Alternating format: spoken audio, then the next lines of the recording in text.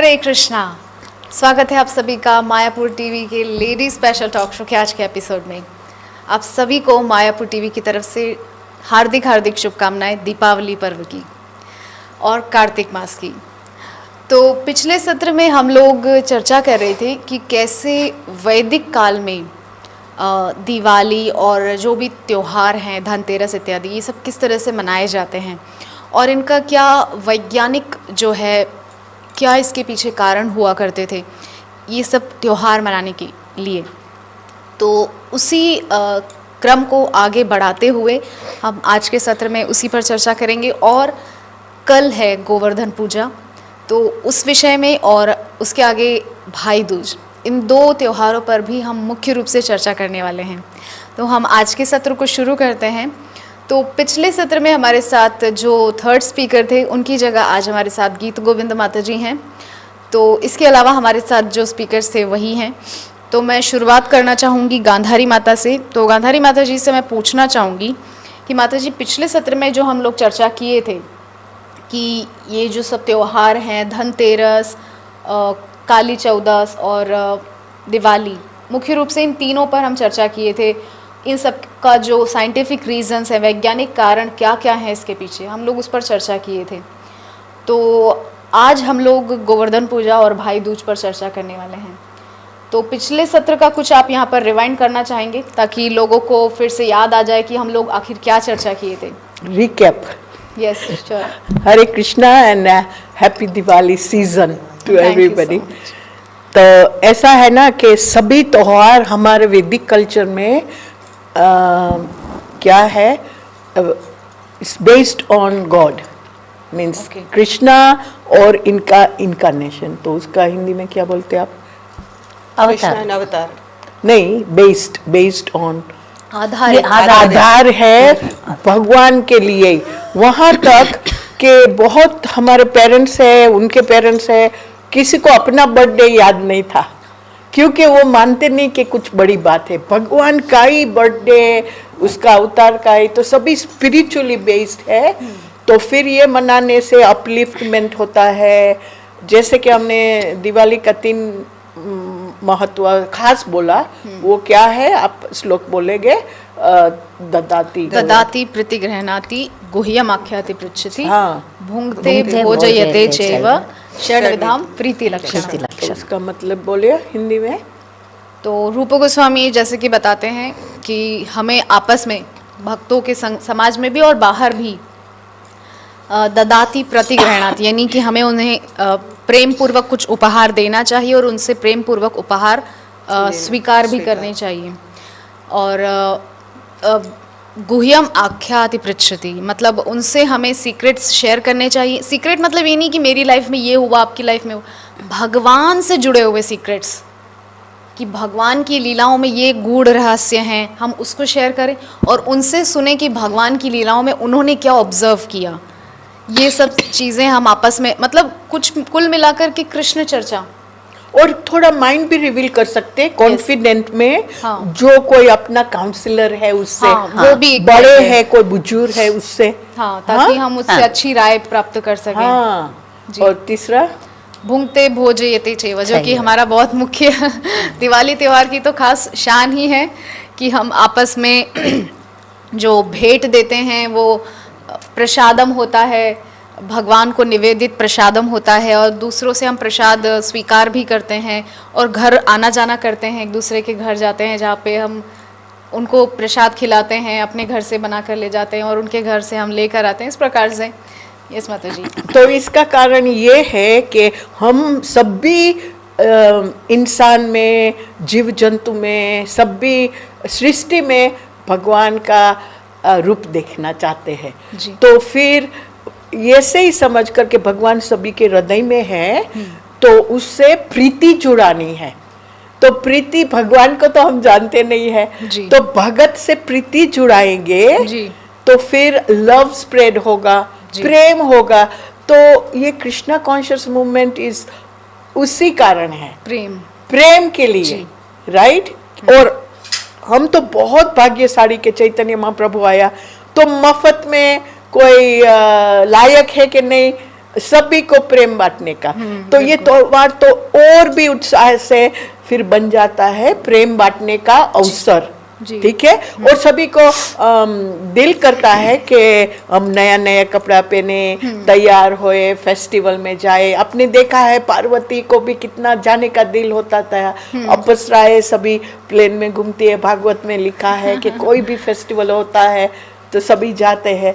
तो ये human nature है फेस्टिवल मनाने का। हाँ, तो नहीं, हम ये नहीं करेंगे तो फिर क्रिसमस करेंगे। और क्या है, क्रिसमस करेंगे। तो एक और बात कहनी है कि कितना भाग्यशाली है कि शिला प्रभुपद के इस्कॉन स्थापन करने से अभी 90 कंट्रीज में सभी जगह ये त्योहार मनाया जाता है।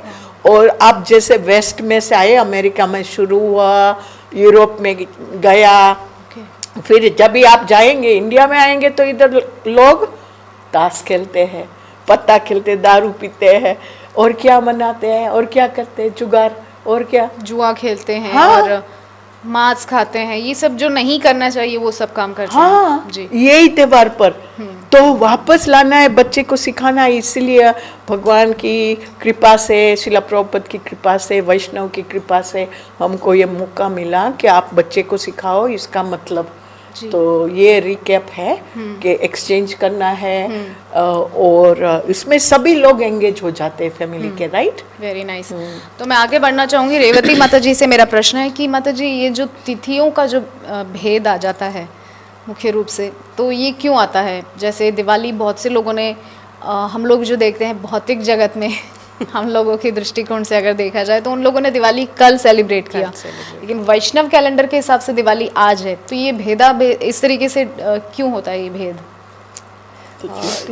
ये एक्चुअली में ऐसा है कि जैसे एक कैलेंडर जो सब फॉलो करते हैं, सोलर कैलेंडर। अच्छा। और एक होता है लूना कैलेंडर। तो जो वैदिक होता है वो लूना कैलेंडर। जैसे अच्छा। हम बोलते हैं वैदिक कैलेंडर के 365 डेज होता है, 365। ऐसे लूना कैलेंडर का 354 होता है। तो ऐसे करके वो डेज जो बचते हैं, अच्छा, एक्स्ट्रा हो जाते हैं 11 डेज। अच्छा। तो उसके लिए फिर 33 डेज हो जाते हैं। तो एक मंथ आता है जिसको बोलते हैं अधिक मास। तो वो एक एक्स्ट्रा मंथ हो जाता है। तो इस हिसाब से देखें तो 2 कैलेंडर्स। तो वैदिक के हिसाब से देखिए, वैष्णव लोग जो हैं, जैसे कोई तिथि है, जैसे 16 कैलेंडर के हिसाब से जी ब्रह्म मुहूर्त का समय जो होता है जी, उसको फॉलो करते हैं। तो जैसे पूजा का टाइम होता है ना, बोलते हैं कि अभी ये टाइम से ये टाइम पूजा कर सकते हैं। हाँ, मुहूर्त जो होता है वो भी इसी के ऊपर ही है आधारित। अच्छा। तो जैसे अभी 2, कभी कभी एकादशी भी ऐसे लोग बोलते हैं 2 आप लोग दूसरे दिन क्यों। जी। तो मैं जस्ट इस पे ही थोड़ा सा ये डालूंगी, रोशनी डालूंगी कि जो लूना कैलेंडर है जी, जो मून, जब मून किसी नक्षत्र के ऊपर आता है, तिथि के ऊपर आता है, अच्छा। हाँ, तो वो मून का जो तिथि के ऊपर आना, हम वैष्णव की कैलेंडर के हिसाब से देखें वैदिक के, तो उस ब्रह्म मुहूर्त को माना जाता है। अच्छा। और 16 कैलेंडर के हिसाब से देखें तो सनराइज, सन मून, माना सनराइज और सनसेट जो चलता रहता है, जी। वो ऑल ओवर ऐसे ही चलता है। यहाँ पर दिन है तो यूएस में रात है, इस तरीके से है ना जी। तो इस हिसाब से देखेंगे तो तिथि बहुत डिफरेंस हो जाती है। हाँ? परंतु ये डेज हम लोग वही मानते हैं 16 के हिसाब से, 16 कैलेंडर के हिसाब से। परंतु जब ऐसी तिथियां आती है तो लूना, जब मून जिस तिथि पर पड़ता है, वो तिथि पर जब पड़ता है, वो जो कहलाता है ब्रह्म मुहूर्त, उसको वैष्णव लोग ब्रह्म मुहूर्त मानते हैं। अच्छा, ठीक है। तो उस हिसाब से जैसे अभी दशमी का दिन अभी चल रहा है, अगर 16 कैलेंडर के हिसाब से दशमी का दिन चल रहा है और ब्रह्म मुहूर्त निकल गया, अभी तक मून अभी उसमें एकादशी की तिथि पर नहीं आया है। अच्छा। और दशमी मतलब ख़त्म हो गई, अभी आया ही नहीं है। तो अब सोलर के हिसाब से, नॉर्मल के हिसाब से तो ब्रह्म मुहूर्त खत्म हो गया, परंतु लूना के हिसाब से वो मून अभी उस तिथि पर नहीं आया है। अच्छा। तो वो ब्रह्म मुहूर्त स्टार्ट नहीं हुआ।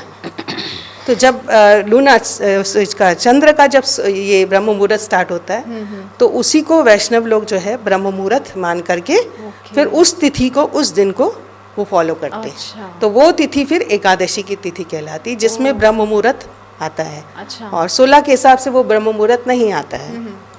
तो इस हिसाब से ऐसे दीपावली का भी, अब जब इस तिथि पे, अमावस्या की तिथि पर, ये डेट पर अभी लूना मतलब चंद्र का एंट्री नहीं हुआ, उसका ब्रह्म मुहूर्त नहीं हुआ है, तो उस तिथि को अब वो अमावस तो कहलाएगी सोलर के हिसाब से, परंतु जब तक ये नहीं आएगा उस तिथि पर चंद्र नहीं आएगा तब तक उसका ब्रह्म मुहूर्त नहीं होगा।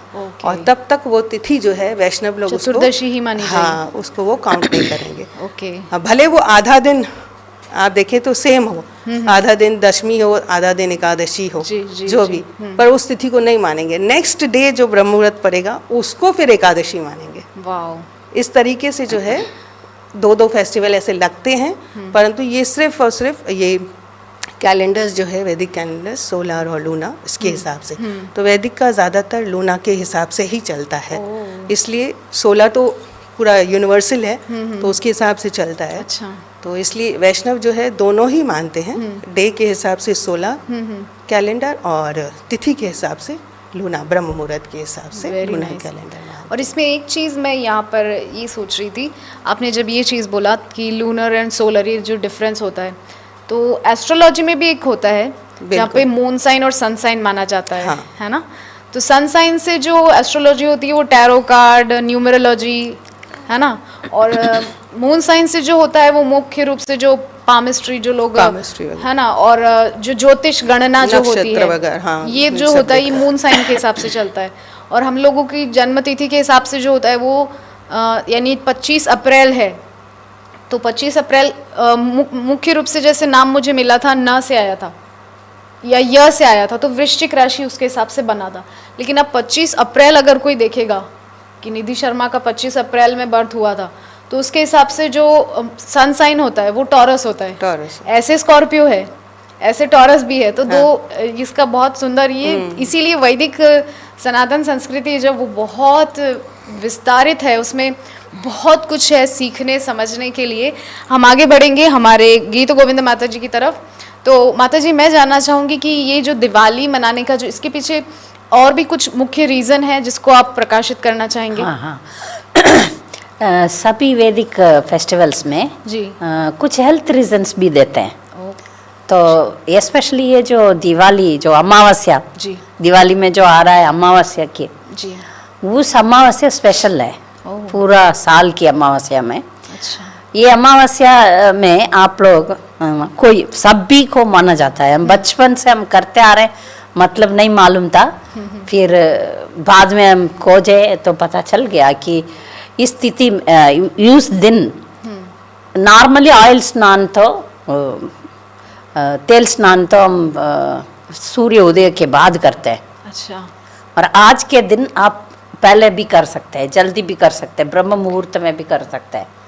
तो एक साल का फल जब आप हफ्ते में 2 बार या 1 बार तो ऑयल स्नान करेंगे, तेल स्नान करेंगे, तो आपको तंदुरुस्त बहुत अच्छा रहेगा। वाह। ये पूरा आयुर्वेदिक में बोला जाता है सबसे अच्छा हेल्थ प्रैक्टिस क्या है, हफ्ते में 1 बार पूरा शरीर में ऑयल लगा के सूर्य सन के सन बात लेके फिर स्नान करेंगे तो अच्छा रहेगा, तंदुरुस्त अच्छा रहता है। अच्छा। तो महर ये आज के दिन पर जल्दी ही कर सकते हैं हम, बिफोर 6 हम अच्छा ऑयल लगा के फिर 10-15 मिनट रुक के फिर हम स्नान करेंगे, शैम्पू से नहीं, शिकाकाई अरिटा उससे करना है, हर्बल्स से करेंगे। तो 1 साल का हेल्थ आपको गारंटी है। वाह। 1 साल का हेल्थ गारंटी है, इसलिए ये तो गंगा स्नान के बराबर माना जाता है। तो साउथ इंडिया में वो लोग पूछते हैं दिवाली में गंगा स्नान हो गया आज, बधाई बताते हैं, फिर ये भी बोलते हैं गंगा स्नान हो गया करके बोलते हैं। तो आज जो भी गंगा नहीं जा पाएंगे, महर ये पूरा स्नान करेंगे ऑयल से, तो ऑयल बात पूरा करेंगे तो उनको गंगा स्नान का फल मिल जाता है। गंगा स्नान में आध्यात्मिक फल भी मिलता है, हेल्थ दोनों मिलता है, दोनों मिल जाता है। तो आज का दिन पर आप ऑयल स्नान करेंगे, ठीक है, आज नहीं कर पाए कोई भी, अगले साल याद रखिए। जी जरूर याद रखिए और जरूर करिए। ओके। तो हम लोग गंगा के तट पर है, तो हम आज कभी भी जाके स्नान करेंगे तो ये है हेल्थ तो अच्छा रहता है। तो फुल बॉडी पे आप ऑयल ऑयल लगाना पड़ेगा हेड टू टो। ऑयल को एक छोटा सा कटोरी में लेने का और एक बड़ा तपेले में पानी रख के ओके उसमें ये छोटा कटोरी का रख के बॉयलर फिर बना के डायरेक्टली हीट नहीं करने का ऑयल को। ओके। डायरेक्ट हीट करने से उसका हेल्थ बेनिफिट मिट जाता है। ओह, अच्छा। तो इनडायरेक्टली एक पानी का इसमें Steam से जैसे करने से वो थोड़ा ऑयल गर्म हो जाता है। हम इधर रहते हैं तो हम सरसों तेल मगर मैं साउथ इंडिया से हूँ इसलिए मैं इसी सेम जी तिल का तेल हाँ, तेल से स्नान किया। तिल का तेल बहुत अच्छा तेल माना जाता है। जी।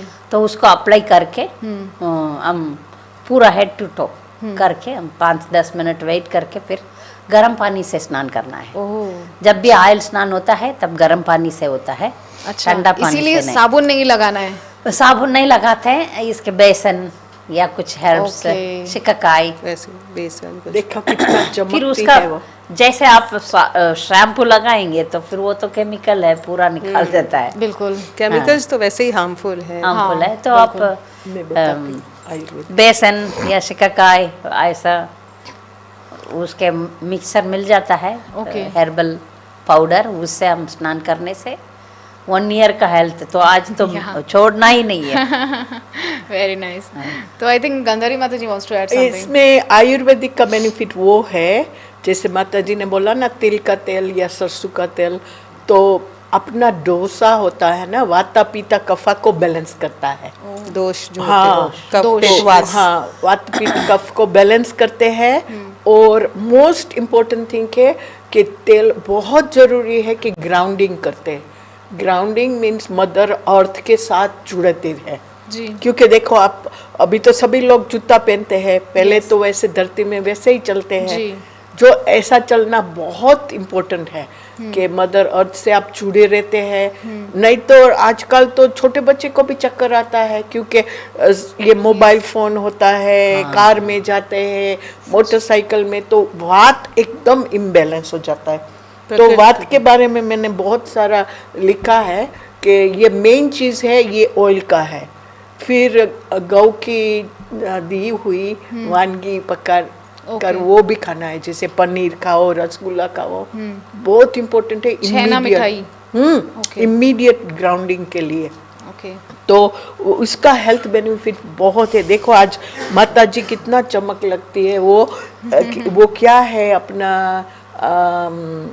ट्यूमरिक और क्या हल्दी, साउथ और इंडिया में टर्मरिक बहुत यूज करते हैं और रोज स्नान में। हल्दी हाँ, और वो क्या? मैंने लास्ट वीक हमारे जो ठीक है, सुकीर्ति चलना माता जी आए थे ना, उनसे मैंने सेम क्वेश्चन किया था कि मैंने ये चीज़ वहाँ पे नोटिस की थी कि साउथ इंडियन माता जी रोज सुबह फेस पर हल्दी लगाती हैं।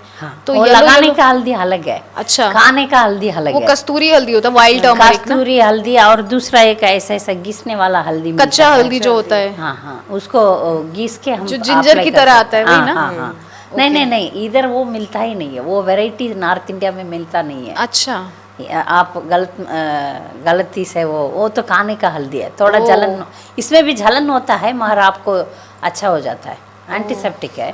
अच्छा, तो it is a must. South India में बेसिक वो तो कस्तूरी हल्दी जो स्नान होती ही है must है। ना, कस्तूरी हल्दी स्किन के लिए अच्छी है। हाँ, मैंने थोड़ा भी जलन नहीं होगा ऑनलाइन मैंने भी मंगवाया था, वो काफी अच्छा रहता है। उसका जो कलर होता है वो बहुत लाइट होता है, और कुकिंग में जो हम यूज करते हैं वो बहुत डार्क होती है, हाँ, तभी वो अलग कलर different देती है। हल्दी बहुत तरीके से होता है, हाँ, बहुत तरीके से। Very nice. तो देखिए कितने सारे हमको रीजंस पता चल रहे हैं कि दिवाली के साइंटिफिक रीजंस भी हैं, हेल्थ बेनिफिट्स भी हैं, तो हम सभी को दिवाली सेलिब्रेट करना ही चाहिए। तो हम आते हैं गंधारी माता की तरफ कि माता जी ये जो वैदिक काल में जो विक्रम संवत जो मनाया जाता था, इसके पीछे का आप थोड़ा कारण बताइए। हाँ, वही कि जैसे कोई भी अवतार आते हैं उसके बाद में कैलेंडर बनता है उसके नाम जी, के पीछे, जी। राइट। तो अभी तो खाली 2080 साल हुआ। ओके। विक्रमादित्य राजा था जी। वो भगवान राम के पूर्वज अंश में वंश में आया। आए थे, अच्छा। वंश में आया। जी। तो तभी से ये वैदिक कैलेंडर चालू है 2080। ओह, तो इसलिए विक्रम संवत कहते हैं। ओके, तो उसके अभी हमारे टाइम में अभी बोलते तो है गौरवदा। गौरवदा मतलब चैतन्य महाप्रभु आया तभी का कैलेंडर है 535 इयर्स। कितना हुआ? 537 537 इयर्स। तो गौरवदा है। तो अभी थोड़ा देर लगेगा ये सभी इस्टेब्लिश करने में, लेकिन तभी गौरवदा बोलेंगे नहीं अपना कैलेंडर। तो अभी तक तो ये विक्रम संवत चल रहा है, क्योंकि वो राजा था, बड़ा पराक्रमी था, इसी कारण। और वो हेल्थ के बारे में एक चीज और कहनी थी कि ये फेस मास्क है ट्यूमरिक का और बेसन का आटा। अभी तक वही चलता था, अभी तो ये नया नया केमिकल हो गया। फिर उसमें क्या है, लक्ष्मी भी घर में आती है ट्यूमरिक का यूज करने से, क्योंकि वो लक्ष्मी का लिए होता है। और बेसन में तो बहुत अच्छे, मतलब बहुत से लोग उसको सिर्फ फेस वॉश की तरह यूज करते हैं। हाँ। क्योंकि जब मैं कभी बेसन का कुछ बनाती हूँ घर में और जब मैं हैंड वॉश करती हूँ तो इतना झाग होता है उससे। मतलब बेसन में अपने आप इतनी वैसी क्वालिटी है कि वो फेस को, बॉडी को क्लीन कर सकता है। बिल्कुल, और स्क्रब जैसे भी हो सकता है। थोड़ा कोर्स हो तो वो स्क्रब की भी तरह यूज किया तो फिर ये नया पैसा क्यों इतना वेस्ट करते? अपने घर में ही है चीज, बेसन, ट्यूमरिक वगैरह, ऑयल। बट मेरे को लगता है हमारे को ट्रस्ट नहीं रहा।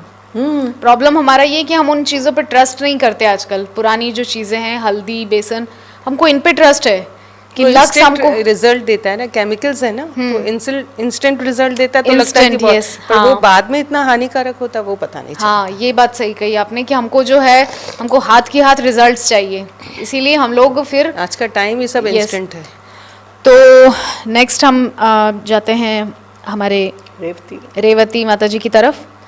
तो ये क्वेश्चंस तो हम ऑलरेडी कर ही चुके हैं। तो ये जो वर्णाश्रम है, हम जिसको फॉलो कर रहे हैं, ये सिर्फ वर्णाश्रम है या दैव वर्णाश्रम है? और अगर दैव वर्णाश्रम है तो इसके पीछे कारण क्या है? क्यों हम दैव वर्णाश्रम को फॉलो करने की बात कर रहे हैं इस्कॉन में? देखिए, वर्णाश्रम अभी हमको ना बोलते हैं ना, जैसे घी, पहले घी बोलो तो मतलब असली घी, उसको मेंशन नहीं करना पड़ता था। अभी बोलना पड़ता था प्योर गाय का घी जी, तो उसको मेंशन करना पड़ता है। तो पहले वर्णाश्रम होता था, वर्णाश्रम है, उसमें स्पिरिचुअल पूरा भक्ति उसमें रहती थी। अच्छा। परंतु अभी क्या, कई बार वर्णाश्रम के उसमें सब कुछ ठीक है, वर्णाश्रम फॉलो कर रहे हैं, और परंतु उसमें से जो मेन भगवान, वो जो भक्ति, वो निकल गई, yes। तो वो हट गया। तो इसीलिए हमको दैवी वर्णाश्रम कहना पड़ता है। कि भाई वर्णाश्रम का मतलब ही यही है कि बस पेश हम लोग लास्ट भगवान से जाके जुड़े, भक्ति, भगवान की भक्ति करें, भगवान के सरेंडर्ड हो। तो अगर इस हिसाब से गृहस्थ आश्रम में है, किसी भी आश्रम में है, और उसको फॉलो करते हुए हम और ऊपर जाते हैं और भगवान से जाके जोड़ते हैं, तो ये होता है एक्चुअली वर्णाश्रम धर्म का जो फॉलो करने का। परंतु अभी हमको ऐसे बोलना पड़ता है दैवी वर्णाश्रम, क्योंकि बिल्कुल स्पिरिचुअल उसमें हो जाए, आध्यात्मिकता आ जाए, तो इसलिए मेंशन करना पड़ता है। तो यही है और कुछ नहीं है। अगर भगवान से जुड़ते हैं तो दैट इज दैवी वर्णाश्रम। बहुत सुंदर माता जी। तो मैं इस क्वेश्चन को एक बार रिपीट करूंगी गांधारी माता की तरफ, लेकिन उससे पहले हम जाते हैं गीत गोविंद माता जी के पास। कि ये जो दिवाली मनाने का या ये सब जो भी फेस्टिवल्स हम लोग मनाते हैं, इसका स्पिरिचुअल लाइफ से क्या कांटेक्ट है, या स्पिरिचुअल लाइफ को हम कैसे इससे जोड़ सकते हैं? ये सभी जो फेस्टिवल्स हम मनाते हैं साल भर, होली, रक्षाबंधन, दिवाली, ये सब को हम स्पिरिचुअल लाइफ से जोड़कर कैसे देख सकते हैं? पूरा दिन भौतिक दुनिया में देखेंगे तो लोग दौड़ते हैं, कभी उनको कुछ राइट, थोड़ा ज़्यादा आध्यात्मिक जीवन में जोर ज़्यादा देने के लिए मौका भी देना चाहिए। जी जी। तो वो मिक्स्ड विथ हैप्पीनेस, थोड़ा खुशी भी, कठिन नहीं तपस्या, वो ऐसा नहीं, थोड़ा हैप्पीनेस के साथ भी देना पड़ेगा। तो ऐसा हमारा वैदिक सोसाइटी में माना जाते हैं। और सोसाइटी में हमेशा एवरीडे फेस्टिवल करना बहुत मुश्किल है। बिल्कुल, क्योंकि सब अपने अपना निजी जीवन में चलते रह रहे हैं।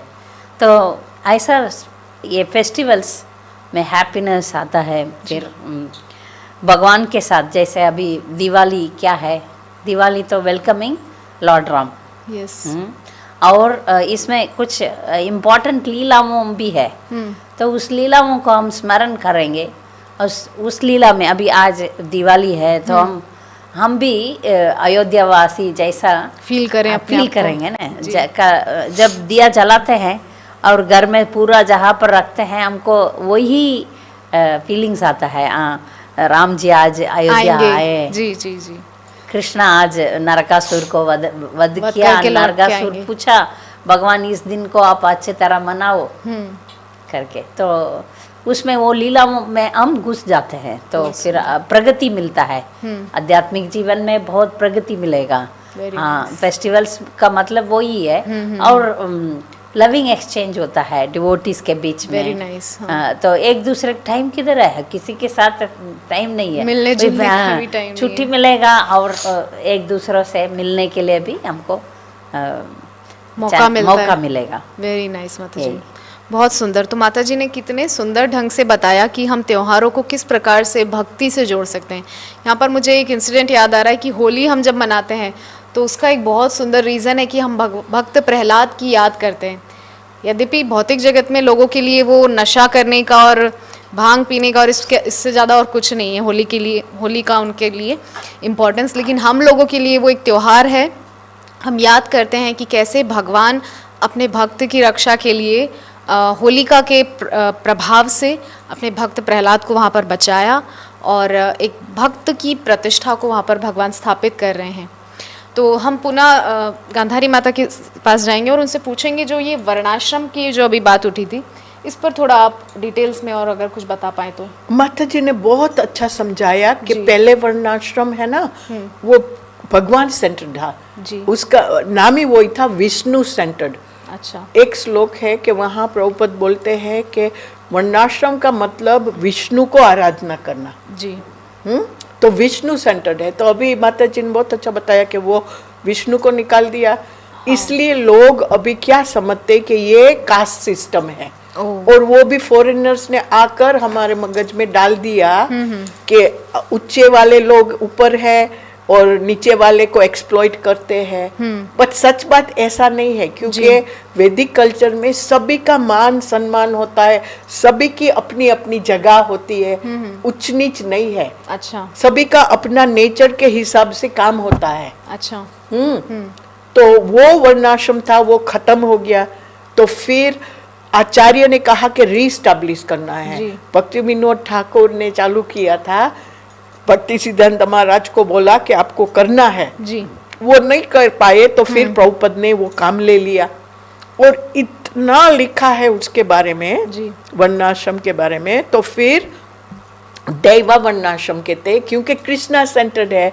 अभी जब भी भक्त, क्यों कृष्णा सेंटर्ड है, आप लोग साधना भक्ति करते हैं, जी। 16 माला करते हैं, हाँ, सुबह उठकर फिर भगवान की आरती में जाते हैं, तुलसी पूजा करते हैं, शाम को आरती करते हैं, और आपका लाइफस्टाइल एकदम सत्व नहीं, ट्रांसेंडेंटल बन गया। जी।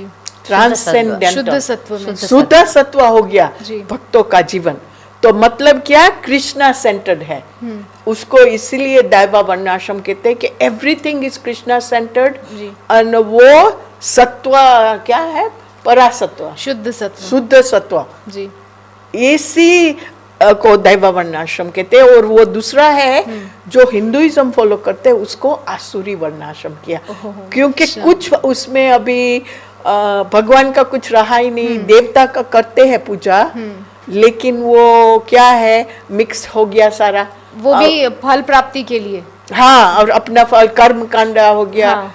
राइट। तो राइट। इसीलिए उसको असुरी कहते हैं। हम सारा सेमिनार करेंगे बाद में एक बार, वरना 4 तरह का होता है। जी। वो भी, लेकिन ये दैवा वर्णाश्रम क्योंकि कृष्णा सेंटर्ड है। कितना लकी है हम सभी भक्तों के बीच में ये सेलिब्रेशन मनाते हैं, तो बहुत आनंद आता है। और क्या है, स्पिरिचुअल प्रगति होता है। जैसे कि आप मिठाई खिलाते हैं हरि नाम डिवोटी को, इतना आपके घर में सुख शांति और ऑस्पिशिएशन, प्रोस्पेरिटी भी आता है। समझ नहीं पाते ऐसे वर्ण और आश्रम करते। वर्ण क्या है? जी। क्षत्रिय, वैश्य हाँ, और ब्राह्मण, और क्षत्रिय, वैश्य, शूद्र। ऐसे ही आश्रम भी ऐसे है, ब्रह्मचर्य, ब्रह्मचर्य, गृहस्थ, वानर पर सन्यासी। संन्यास। अब ये वर्ण और आश्रम है, पहले तो उसको डिफाइन नहीं करना पड़ता, जैसे मैंने पहले कहा दैवी वर्ण आश्रम नहीं बोलना, मैंने सब अपना शूद्र है वो अपनी सेवा करके उससे वो भगवान से जुड़ता था, क्षत्रिय अपनी सेवा करके भगवान से जुड़ता था, अपने अपने वर्ण और अपने अपने आश्रम, कोई गृहस्थ में है कोई वानरप्रस्थ में, तो उस हिसाब से वो लोग आगे बढ़ते थे और अपना अपलिफ्टमेंट होता था, स्पिरिचुअल अपलिफ्टमेंट। अब ये जैसे माता जी ने कहा आसुरी वर्णाश्रम, तो उनको लगता है कि हम अपने वर्ण में हैं, हम क्षत्रिय हैं, हम अभी राजनेता हैं, ये है वो है, परंतु उनमें सारी प्रवृत्तियां क्या है, भोग विलास, ये सब असुर की। और इसी तरह से शूद्र भी यही सोचता है, हाँ? और इसी तरह से जो ब्राह्मण हैं अजित तथाकथित, वो लोग भी उसको असली जो विष्णु का जो ये है सेवा, उसको भूल गए हैं। तो इस तरह से जितने भी वर्ण आश्रम, इसी को ही बोला जाता है, इसको अगर ठीक से फॉलो करते थे, पहले तो ऐसे ही फॉलो होता था, तो वो स्पिरिचुअल एक ही होता था, एक ही वर्ण आश्रम धर्म ही उसको बोलते थे जी। परंतु अभी उसको ये करना पड़ता है, हम लोग को डिफाइन करना पड़ता है कि आसुरी वर्णाश्रम धर्म और ये दैवी वर्णाश्रम धर्म। उनको तो कास्ट सिस्टम बोलते हैं और एक आजकल। चीज और है कि पहले के लोग अगर शूद्र भी हैं तो वो खुशी खुशी अपनी ड्यूटीज फुलफिल करते थे, जो भी अपना जो भी करना होता है वर्ण के हिसाब से सेवाएं, उसमें वो कोई ऐसा फील नहीं करते थे हम ये काम क्यों करेंगे। लेकिन आजकल के शूद्र बहुत नहीं, हम लोग ये नहीं कर सकते। शूद्र का मतलब ही हम नहीं समझ पा रहे हैं। गीता में भी ऐसे कहा, अभी तो उसको जाति ये करके बहुत सारा भेदभाव हरिजन लोग का ये सब कर दिया गया है। वरना वैसे क्या मतलब है शूद्र का? जन्म न जायते शूद्र, जन्म से सभी शूद्र है, जब संस्कार होते हैं तभी जाके द्विज बनता है। कि एक्चुअली सेवा तो चारों ही वर्ण कर रहे हैं, चारों ही कर रहे हैं, कोई ऊपर नीचे नहीं है, सभी सेवा कर रहे हैं। हाँ, परंतु वही कहते ना, आप जिस वर्ण में है वही सेवा करेंगे। तो यही है, जन्म न जायते शूद्र, पर जन्म से सभी शूद्र है। फिर उसके बाद जो वेद पाठ सब पढ़ते हैं तब जाकर के वो ब्राह्मण बनते हैं। तो संस्कारों से फिर वो आगे बनते, ब्राह्मण और क्षत्रिय वैश्य शूद्र बनते। तो संस्कार कब होते हैं? जब वो जन्म लेता है, उसके बाद उसके सारे संस्कार होते हैं, फिर वो दीक्षा होता है, फिर गुरुकुल में जाता है, तभी जाकर के वो एक ब्राह्मण बनता है, द्विज बनता है। तो इसी तरह से सभी शूद्र हैं। इसका मतलब ये नहीं है कि भाई शूद्र को एक कैटेगरी में जैसे कर दिया गया है, अभी कैटेगराइज करके उसको थोड़ा ऐसे दिखाया जा रहा है, सनातन धर्म को तोड़ा गया है, एक्चुअली तोड़ा गया है। ये बिल्कुल सही कहा आपने। एक्चुअली देखा जाए तो सेवक तो सभी हैं। ब्राह्मण ज्ञान दे के सेवा कर रहा है समाज की, क्षत्रिय रक्षा करके सेवा कर रहा है, वैश्य धन कमा के सेवा कर रहा है, और शूद्र जो है चार ऊपर के तीनों की, उन सबकी सेवा कर रहे हैं। तो सेवक तो सभी हैं, चारों वर्ण सेवक हैं। इसीलिए जन्म ना जायते शूद्र। शूद्र मतलब सेवक, राइट? एक तरीके से अगर हम उसका सुपरफिशियली उसका अर्थ हम निकालना चाहें तो। तो यहाँ मैं गीता गोविंद माता जी से पूछना चाहूँगी, जैसे हमारे रेवती माता जी ने बहुत सुंदर ऐड कर दिया दैव वर्णाश्रम और इसमें पूरे सुंदर रूप से, तो मैं गीता गोविंद माता जी के पास प्रश्न लेकर जाना चाहूँगी कि ये जो कर्म कांड है, क्योंकि पहले जैसे अभी दोनों स्पीकर्स ने बोला कि पहले के समय में वर्णाश्रम मतलब कर्म कांड, बस उन लोगों को लगता था कि कर्म कांड से जुड़े हुए हैं तो हम लोग वर्णाश्रम से जुड़े हुए हैं। लेकिन असल में अब श्रील प्रभुपाद की कृपा से हम लोग समझ पा रहे हैं कि भक्ति जो है उसकी नींव है वर्णाश्रम की, जिसको दैव वर्णाश्रम कहते हैं। तो बड़ा क्या है, वो कर्मकांड वाला वर्णाश्रम सही था, या अब जो जिसको प्रचार प्रसार कर रहे हैं वो वर्णाश्रम जरूरी है? प्लीज। कर्मकांड क्या होता है पहले समझ लेंगे। जो पहला लेवल पहले सोच लेंगे कि जब इंसान खाना पीना सोना रहने से रहता है तो उसका तो जानवर जैसा ही जीवन है जी। जब उसमें से वो सोचता है मैं क्यों सभी चीज़ों के लिए कष्ट तकलीफ उठाता हूँ, तब वो सोचता है हमारा से ऊपर भगवान है, अब भगवान के पास जाके अपना जो नीड है उसको मांगेंगे, तो भगवान के पास जाके, तो इसलिए कर्मकांड दिया हुआ है जी। वो तो जानवर का लेवल से थोड़ा ऊपर है, उसको कुछ ज़रूरत होता है, हेल्थ चाहिए, पैसा चाहिए, बाल बच्चे चाहिए, घर चाहिए, इसके लिए जो फल स्वरूप फ्रूटिव एक्टिविटी बोलते हैं। सो भगवान को बसते हैं कुछ अंदर रख के, मुझे ये चाहिए, मुझे वो चाहिए, ऐसा चाहिए, वो कर्मकांड है जी। जो कर्म योग है, जो भक्ति है, शुद्ध भक्ति है, उसमें अच्छी तरह अंडरस्टैंडिंग अच्छा है कि भगवान हमेशा हमें रक्षा करता है। जंगल का जानवर को, हाथी को खिलाता है, मुझे क्यों नहीं खिलाएगा? एग्जैक्टली। सांप तो ये डेंजरस एनिमल, Yes. उसको खिलाता है, उसको रक्षा करता है भगवान, मुझे क्यों नहीं रक्षा करेंगे? बहुत वो सुंदर। अंडरस्टैंडिंग में जब आते हैं तो तब कर्म कांड नहीं करते हैं। कुछ भी कार्य में, भक्ति कार्य में कुछ अंदर इनर मोटिव, व्यापार नहीं होता। भक्ति व्यापार नहीं है। Exactly. मैं ये देता हूँ, वो दे दो, मिलेगा। वो करता हूँ, वो करो, ऐसा व्यापार नहीं है। दैव वर्णाश्रम में व्यापार नहीं है। बहुत सब सुंदर। अपने अपने कर्तव्य करते हैं।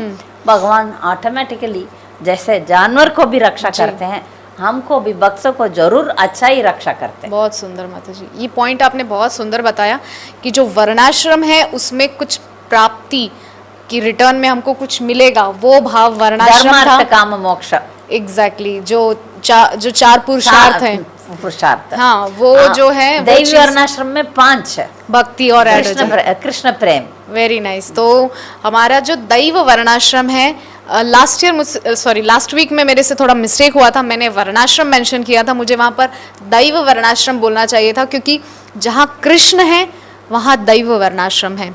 उसके अतिरिक्त जो कुछ भी है वो सिर्फ वर्णाश्रम है। और अभी तो वर्णाश्रम भी नहीं है, समाज पूरी तरह से बिखरा हुआ है। उसी को पुनः दैव वर्णाश्रम के धागे में पिरोने का प्रयास इस्कॉन कर रहा है। तो आप लोग भी अपनी तरफ से जो सहयोग दे सकते हैं दीजिए, अपने अपने नियत कर्तव्यों का पालन करके, साथ ही साथ कृष्ण भक्ति को अपने जीवन में उतार के। मैं पुनः गांधारी माता की तरफ आना चाहूँगी और मैं उनसे पूछना चाहूँगी कि ये जो है कि हम लोग जीवन में बस कृष्ण को ले आएँ, और कृष्ण भी ऐसे बोलते हैं कि मेरी ही पूजा करो, मेरा ही, जैसे गोवर्धन पूजा का जो कल आने वाला है उसमें भी उन्होंने, कृष्ण ने बोल दिया ना, असल में गोवर्धन जो है उन्हीं का स्वरूप है ना। क्योंकि हम देखते हैं भागवतम में कि जो राधा कुंड है वो श्रीमती राधा रानी के प्रेम का जो है लिक्विड फॉर्म है, और गोवर्धन जो है वो सॉलिड फॉर्म है श्रीमती राधा रानी के रूप का। तो कृष्ण जो है अपनी ही पूजा करवा रहे हैं, और भागवतम में, भगवत गीता में उन्होंने तो बोल दिया कि मेरी ही पूजा करो, मन मना भव मत भक्तो मद्याजी माम नमस्कुरु, मेरे ही पास आ जाओ। तो बहुत से लोग तो इस प्रकार के प्रश्न उठा रहे हैं कि आपका भगवान इतना अहंकारी क्यों है, अपनी ही पूजा करवाने पर तुला हुआ है। गोवर्धन पूजा में भी उन्होंने इंद्र की पूजा को हटवा दिया, जो देवी देवता हैं, डेमीगॉड वर्शिप है, उसको पूरी तरह से नकार के अपनी पूजा करवा रहे हैं। ये सब क्यों, ऐसा क्यों है? कृष्ण ऐसा क्यों करते हैं? यू सी, प्रॉब्लम वहाँ से है कि बाहर का इन्फ्लुएंस आया ना हमारा देश में, जी तभी से भागवत गीता का पठन पाठन का बंद हो गया। जी। सभी चीज एक ही बुक में है, भगवत गीता में। भागवत गीता, और भगवान कृष्ण भी कहते हैं उसमें 4था अध्याय में जी। कि मैं बार बार कहता हूँ, मैंने पहले मनु को दिया था ज्ञान, सूर्य देव को दिया था, जी। उसने मनु को दिया था, इक्ष्वाकु को दिया, को मिला। फिर ये टूट जाती है परंपरा, फिर वापस आता हूँ। तो अर्जुन ने भी वही सवाल कहा कि आप तो अभी मेरे पास में है, आपने उसको कहाँ क्या दिया था? होगा? हाँ। तो कि तेरे को तो जन्म सभी भूल गया, मेरे को तो सभी याद है कितनी बार वे आया, राइट। तो भगवान खुद ही बताते कि खुद साक्षात वो पूर्ण पुरुषोत्तम है, जी। कोई देवता ऐसा नहीं बताया। और जिसको जन्म मरण की चक्की से निकलना है तो वो खाली कृष्ण ही दे सकता है, या तो विष्णु भगवान उसको चाबी दे सकता है, नहीं तो आप ये ब्रह्मांड में घूमते रहेंगे। जी जी जी। इसीलिए, और दूसरी बात वो है कि भगवान कृष्ण ने बार बार बताया कि वो कितना शक्तिशाली है, शक्तिमान है, राइट। उसका 6 गुण है। जी जी जी। तो ये सारा सभी उसने प्रकट किया कि उसको कोई नहीं जीत सकता है। जैसे कि समुद्र मंथन है, राइट। लक्ष्मी जी समुद्र मंथन में आई, आज उसकी पूजा होती है। बहुत सुंदर। तो वो लक्ष्मी जी आई तो समुद्र मंथन किया, तो सभी जगह भगवान का ही काम पड़ा। Very nice. वो काचबा बना, हाँ, फिर वो ऊपर से हिलने लगा, वो मंदराचल पर्वत, डोल रहा तो था। वो ऊपर बैठ गया, हाँ, उसको संभाल करके। हाँ। और उसने ही शिक्षा दिया था कि ऐसे आपको वो अमृत मिलेगा, तो मोहिनी के रूप में अमृत लेकर आया, और जो धन्वंतरी भगवान है वो भी वही है, वो भी विष्णु है, तो धन्वंतरी के रूप में भी आए आयुर्वेद देने को, अमृत लेकर के आए। तो सभी जगह देखे तो भगवान कृष्ण के सिवा कुछ है ही नहीं। बहुत सुंदर, और जो आपका देवी देवता है वो भी उसका अंश ही है, बहुत सुंदर। और थोड़ा ही कर सकते हैं, क्योंकि जैसे कि स्वर्ग में रहते हैं सभी देवता लोग, जैसे उसका पुण्य खत्म होता है उसको फिर से वापस आना है। जी जैसे कोई भी मनुष्य है, जी जी वो 100 years 100 साल तक जी। वर्णाश्रम विदाउट मिस्टेक फॉलो करे तो उसको ब्रह्म का पोस्ट मिल सकता है। ओ हाँ, लेकिन एक भी मिस्टेक हो गया, जैसे कि नृग राजा था, राजन रिक, जी जी जी। तो नृग राजा ने बाय मिस्टेक गाय उसने दान में दी है ब्राह्मण को, तो एक गाय बाय मिस्टेक चला गया, तो वो ब्राह्मण ने शाप दिया, दान की हुई दान वापस दान कर दी थी गाय, राइट। तो एक ही मिस्टेक से उसका पतन हो गया, फिर वो लिजर्ड बन गया। तो एक्चुअली आप वियतनाम में देखें तो एनजी नृग इतना सारा नाम है वियतनाम में, तो शायद वो वहां से ही हो गए, क्योंकि वो एक्चुअली वैदिक कल्चर सारी दुनिया में फैला है। पहले तो हाँ पूरा विश्व ही भारत में था, सम्मिलित था, जिसको कि अजनाब खंड बोलते थे, और उसके बाद भारतवर्ष हुआ, तो वो सिकुड़ते सिकुड़ते अब जरा सा भारत रह गया है, बट बहुत अभी आने वाला है एयरवेज अखंड भी है भारत। ना, गरुड़ा एयरवेज, कोई कंट्री का हाँ एयरवेज, किसी कंट्री का बाली, इंडोनेशिया, इंडोनेशिया। तो ये सभी आने वाला है, क्योंकि भगवान की इच्छा है, चैतन्य महाप्रभु की इच्छा है, जैसे सारी दुनिया में दिवाली, गोवर्धन पूजा, हरि नाम हो रहा है, ये चैतन्य महाप्रभु की इच्छा से वापस आ जाएंगे। और इंडोनेशिया में तो बाली नाम की कोई एक आइलैंड है ना, ऐसे मैंने सुना है, बाली जगह है ना, तो वो वही है कि एक समय में बाली मतलब लीला वहां पर भी हुई थी। एक बार जब श्री राम आए थे, ये वाला त्रेता नहीं, इसके पहले किसी समय में त्रेता में श्री रामचंद्र आए थे, तब बाली वहां रहता था, तो इसलिए उस जगह का नाम बाली द्वीप बाद में रखा गया। तो ये समुद्र मंथन का आप है ना जी, तो वो बाली में क्या बैंकॉक में है ना, एयरपोर्ट में सारा उसका डायरामा है, पूरा बना लाइफ साइज डायरामा है पूरा ओह, समुद्र मंथन जस्ट डू इट गूगल में करो, बैंकॉक में। हाँ, तो लाइफ साइज समुद्र मंथन का डायरामा है, वाओ, देखो। तो उसका airport ऐसे ऐसे तो बहुत अभी एविडेंस आता है अच्छा। वैदिक कल्चर के। तो भगवान कृष्ण साक्षात ही है, उसने ही बताया कि हम है, राइट। और गोवर्धन पर्वत उठाकर भी बताया, और सारा भोग ले लिया, फिर से वापस दिया, वो जी, कौन जी, कर जी। सकते, भगवान ही कर भगवान ही सकते। कर सकते हैं, एग्जैक्टली। तो मैं अभी रेवती माता जी के पास जाना चाहूंगी। माता जी, मैं आपसे शॉर्ट में जानना चाहूंगी गोवर्धन पूजा का जो महत्व है उसको आप प्लीज बताइए। देखिए, गोवर्धन पूजा जो भगवान ने मेन जो इंद्र के गर्व को जो है, अहंकार को जो है तोड़ने के लिए किया, तो भगवान ने ही सारे देवी देवताओं को नियुक्त किया है अपने अपने पोस्ट पर, जी, ठीक है। जी। अब जब वो ही कभी कभी होता है ना, अपने पोस्ट और पोजीशन पे आते हैं तो मालिक को ही Puffed भूल जाते हैं, up हो पफ्ड अप हो जाते हैं। तो इस तरह से इंद्र भी ऐसे पफ्ड अप हो गए थे, और उसने सोचा कि बस हर न दिवाली के दूसरे दिन, जैसे अभी तो गोवर्धन पहले इंद्र पूजा होती थी, जी। तो उसे लगता था कि मैं कुछ हूँ भाई, मेरी पूजा होगी। तो बस जब इस तरह से अहंकार बढ़ गया तो भगवान ने सोचा इंद्र तो है भी मेरा भक्त, मैंने ही उसको ये पोस्ट दिया है, संभालने के लिए दायित्व दिया है, तो इसके अहंकार को मतलब ख़त्म करने के लिए भगवान ने फिर जो है ये गोवर्धन पूजा का वापस इंद्र पूजा बंद करवा के, और फिर सभी जो वृंदावन वासी थे उनसे कहा कि सारा सब कुछ तो हमको गोवर्धन से ही मिलता है, जी। हमारी सारी जो गैयाँ हैं वो सब तो गोवर्धन का घास चढ़ती हैं, और उस वजह से वो दूध देती हैं, तो हमारा बिजनेस चलता है। और देखा जाए तो इंद्र क्या करता है, पहले होता है ना, इंद्र वर्षा करेगा तभी तो घास होगी, तब भगवान ऐसे उनको जो है समझाते हैं, विस्तार से है, मैं ऐसे ही जस्ट बोल रही हूँ। तो इस तरह से भगवान ने समझाया और सबको राज़ी कर दिया कि हाँ गोवर्धन पूजा करनी है, और इंद्र का पूजा के जितनी भी सामग्री थी वो गोवर्धन पूजा में लगा दी। और फिर बाद में इंद्र क्रोधित हो गया और फिर उसने बहुत भयंकर वर्षा वगैरह की और पूरा तहस नहस करना चाहा।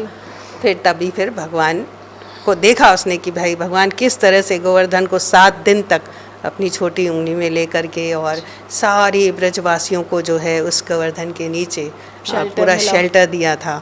और ऐसे भी नहीं कि नीचे से पानी आ रहा था, नीचे भी वासुकी का जो वासुकी नाग है, शेषनाग, हाँ। शेषनाग, वो पूरा बाउंड्री बन के बैठा था, वो जल नीचे से भी नहीं आ सकता अंदर था। आ ही नहीं रहा था। तो मैंने एक जो बोलता है ना मैं एक बार लेक्चर सुन रही थी, प्रभु बोल रहे थे इट वाज लाइक एक बहुत अच्छा एसी हॉल बन गया था। अरे वाह, क्या बात है। और इतने अच्छे से सब वहाँ पर, किसी को कुछ ये नहीं लग रहा था कि बाहर इतना ये हो रहा है, क्या होगा, घर की चिंता, ये कुछ नहीं। सब भगवान का दर्शन कर रहे थे 7 दिन तक। और फिर जब इंद्र ने देखा कि हाँ ये जो है ऐसा मैंने बहुत बड़ा अपराध कर दिया और ये तो है ही मेरे स्वामी, तभी फिर इंद्र जो है भगवान से आकर के क्षमा मांगते हैं। तो बेसिकली भगवान जब अपने भक्त को इस तरह से अहंकार में देखते हैं तो उसके अहंकार को तोड़ने के लिए भगवान उसके अहंकार को ये करने के लिए ये लीलाएं रचते हैं। बहुत सुंदर। बाकी तो भगवान ने ही उनको नियुक्त किया है उस सेवा के लिए, नो डाउट। तो बस मेन इसका यही है। तो गोवर्धन पूजा तब से शुरू हुई है जी। और भगवान ने अपने हाथों से इसका जो है उद्घाटन किया है और गोवर्धन की परिक्रमा जो है जी। वो भी उसी दिन से शुरू हुई थी अच्छा। और आज तक चल रही है। तो गोवर्धन की परिक्रमा भी भगवान ने शुरू करवाई ब्रजवासियों थी ने। ब्रजवासियों को लेकर के। वेरी तो नाइस। गोवर्धन की पूजा, गोवर्धन की परिक्रमा और गोवर्धन का जो क्या बोलते हैं ना एक रोल है, हाँ वो भगवान से अभिन्न है। जी जी। तो उनको भी बोलते हैं ना एक फेम देने के लिए, यश देने के लिए जी। गोवर्धन को जो है इस संसार में ये भगवान ने लीला। तो एक लीला में बहुत सारे भगवान के जो है टारगेट फुल होते हैं। वेरी नाइस, हर मतलब बहुत तरह से। सुंदर। तो यहाँ पर मुझे भी एक पॉइंट याद आ रहा है कि जैसे कि माता जी ने कहा तो गिरिराज जी को श्रीमद् भागवतम में हरिवर्य जो है हरिदास वर्य, सॉरी हरिदास वर्य कहा जाता है, जो कि भगवान के दासों में सबसे श्रेष्ठ हैं। तो देखिए भगवान एक लीला के माध्यम से कितना कुछ कवर अप कर रहे हैं, कितना कुछ कवर कर रहे हैं। क्या कर रहे हैं, इंद्र का मान भी घटा रहे हैं क्योंकि वो भी भक्त है, उसको भी लेवल में रखना पड़ेगा वरना वो अगर चला गया हाथ से तो, है ना। तो उसको भी भगवान अपना बना के रख रहे हैं, उसको भी जाने नहीं दे रहे हैं। अहंकार तोड़ के भगवान ने उसको स्वीकार किया। ऐसा नहीं भगवान ने बोला चले जाओ अब मेरे सामने मत आना, नहीं, भगवान ने फिर उसको माफ करके बोला कि अब अपनी ड्यूटीज बिना अहंकार के फुलफिल करो, जो भी तुम्हारे कार्य हैं उनको करो। उसके बाद गिरिराज का भी मान बढ़ाया और भक्तों को आनंद दिया। 7 दिन 7 रात्रि भगवान को ही देखे जा रहे हैं सब खड़े होकर के। उनका भी ये इसमें भी था ना कि ऐसे ही सारी गोपियां जब माँ यशोदा को देखती थी तो वो उसको ईर्ष्या होती थी सबको कि हम भगवान को जो है कृष्ण को 24 इनके नहीं पास दे रहता है, सकते। सच तो में। भगवान ने उनकी इच्छा को पूरा करने के लिए भी ये लीला की। 7 दिन तो तक ना देखते रहे। कितनी सारे जो है पॉइंट्स इसमें, कितनी सारी चीजें जो है भगवान ने उस एक लीला के माध्यम से की। तो हम आगे बढ़ेंगे और जो अगला दिन होता है गोवर्धन पूजा के बाद, आई थिंक माता जी उसके बारे में जानते होंगे, भाई दूज, या। तो मैं माता जी से थोड़ा संक्षिप्त में भाई दूज का महत्व जानना चाहूंगी। ये जो हमारा वैदिक सिस्टम है जी तो इतना प्यार से भरा हुआ है। जी।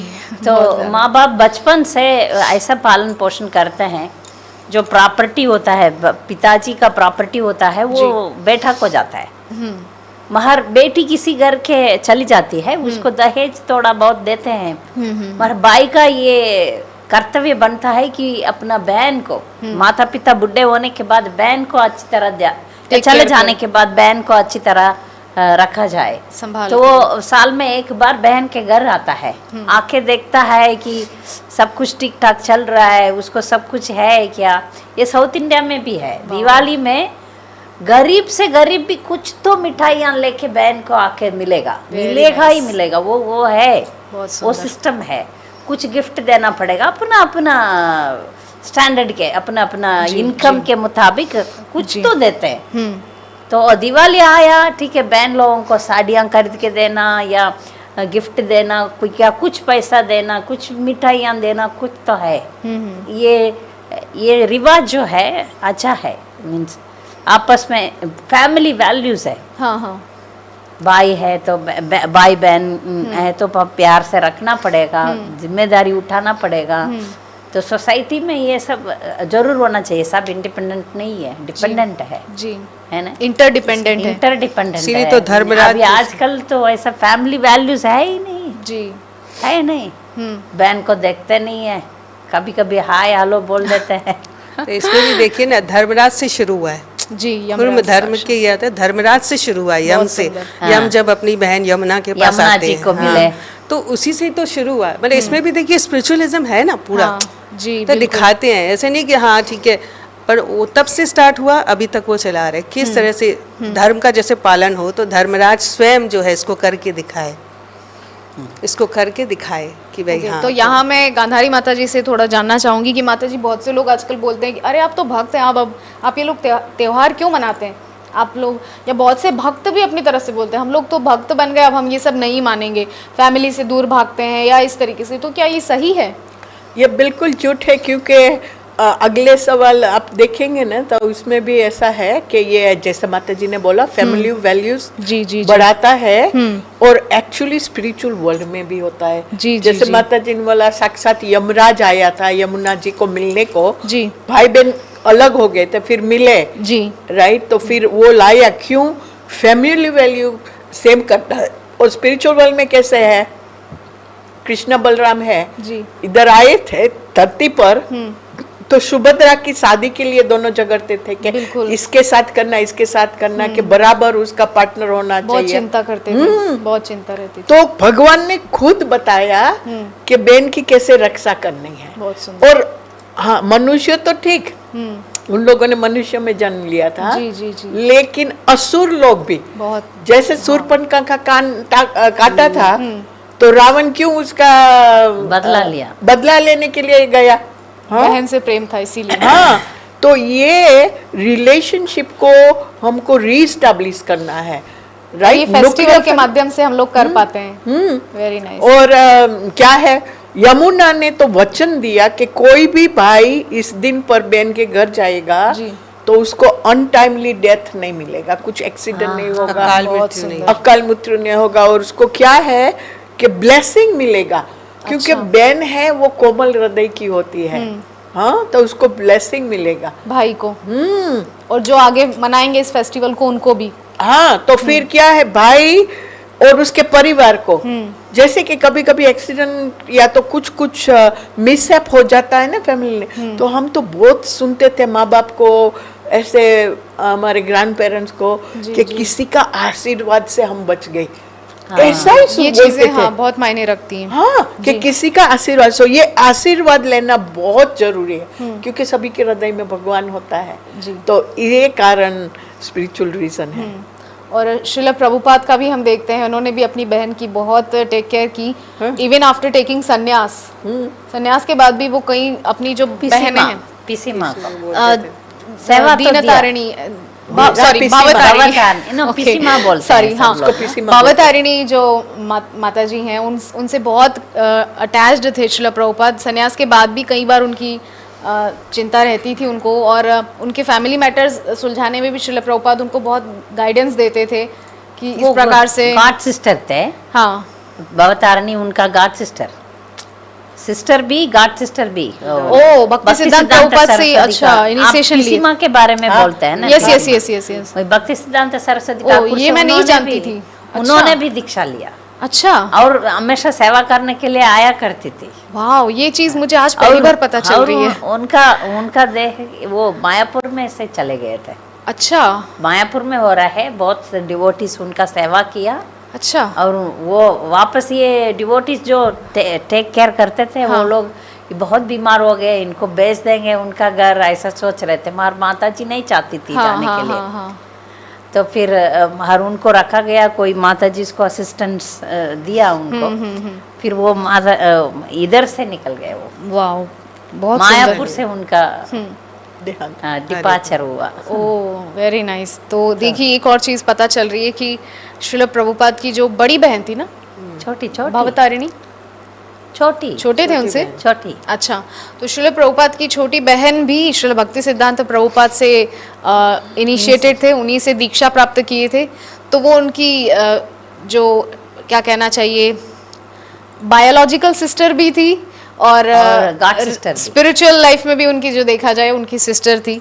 तो इतना सुंदर ये जो संबंध है उसको उन्होंने अंतिम समय तक निभाया, और श्रील प्रभुपाद के समाधि के समय भी वो वहाँ उपस्थित थी। मैंने वीडियोस देखे हैं जहाँ पे माता जी खड़े हैं और उन्होंने भी वहाँ पर मिट्टी जो है समाधि के वहाँ पर दिया। तो ऐसा सुंदर संबंध था दोनों भाई बहन का, जो अंतिम श्वास तक दोनों ने निभाया।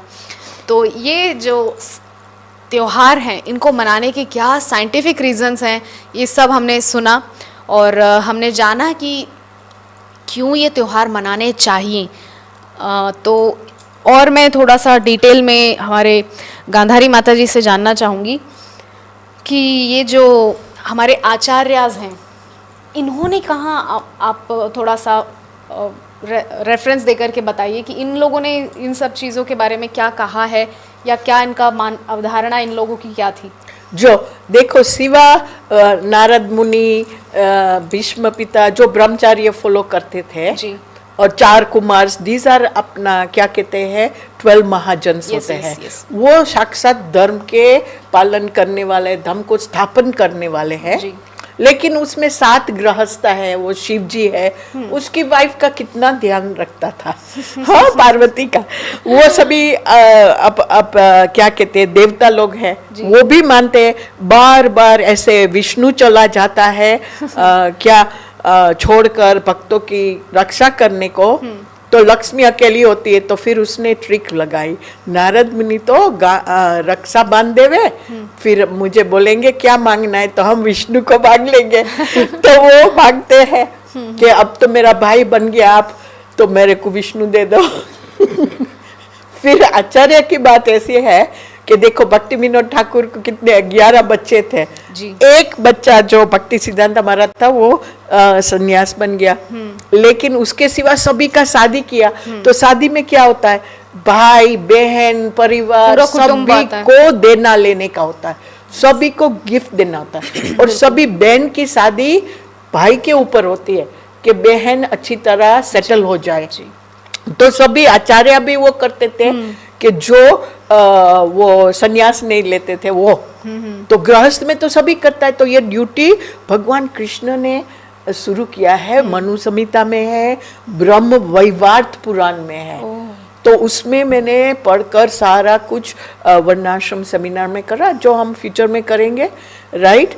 तो बहुत इम्पोर्टेंट है कि ये चली आई, हम उसका फोगट करेंगे, नाश करेंगे, तो भगवान को फिर से आना पड़ेगा रीस्टैब्लिश करने के लिए, है ना। तो आप जो खत्म करें उसके पहले कुछ राम के बारे में एक बात करिए। sure. हाँ, ये आप कलश देखते हैं ना जी। हाँ, उसका मतलब क्या है कि भगवान आते हैं ना, तो कितना वो इस्टेब्लिश किया है उसमें भागवतम में। हाँ, जब भी रामचंद्र अयोध्या में आते हैं, कृष्ण भगवान मथुरा द्वारका पृथु महाराज आते हैं, राइट। फिर कल हमको प्रभु जी ने बताया कि वो लॉर्ड चैतन्य का वेडिंग था, तभी ऐसा होता है। तो ये कलश का मतलब कि इसमें गंगा जल होता है, फिर ये क्या नारियल है, फिर ये पत्ता है। ये बहुत ऑस्पिशियस लाता है, फॉर्चून लाता है, गुड लक लाता है। तो ये सभी के घर के आगे होता है। हाँ, तो इसी कारण जो दिवाली में तो स्पेशली करना है जी। और जैसे कि अपने में दुबई गई, तो जैसे घर में आपको पता चलता है इधर रंगोली है और इधर तोरण है, पता चल जाता है कि साउथ इंडियन का घर है। फिर लास्ट टाइम हमने रंगोली के बारे में बहुत बताया। तो उसमें परमानेंट रंगोली होती है कि क्या है, उससे फ्रीक्वेंसी निकलती है, ऑयल पेंट से जो बनता है ना। हाँ, उससे हाई वाइब्रेशन फ्रीक्वेंसी आती है, हीलिंग फ्रीक्वेंसी। अच्छा। और अपलिफ्टमेंट के लिए होता है। तो वो स्पिरिचुअल लाइफ के लिए इतना अच्छा है। आप तो देखते हैं अपना हाथी का प्रोसेशन होता है, तो भगवान जी को लेकर जाते हैं, राधा माधव को बाहर बड़ी बड़ी रंगोली बनाई जाती है। तो उसका स्पिरिचुअल वाइब्रेशन है, अपलिफ्टमेंट है, इसी कारण। और ये तोरण है, वो नेगेटिविटी को दूर करते हैं। तो ये और एक चीज है, रंगोली को देख के हमें बहुत प्रसन्नता होती है, रंग देख करके, वो आकृति देख करके। इससे पता चलता है कि हम उस चीज से कहीं ना कहीं हमारा मन जो है उससे कनेक्टिविटी हमारी होती है। रंगों से।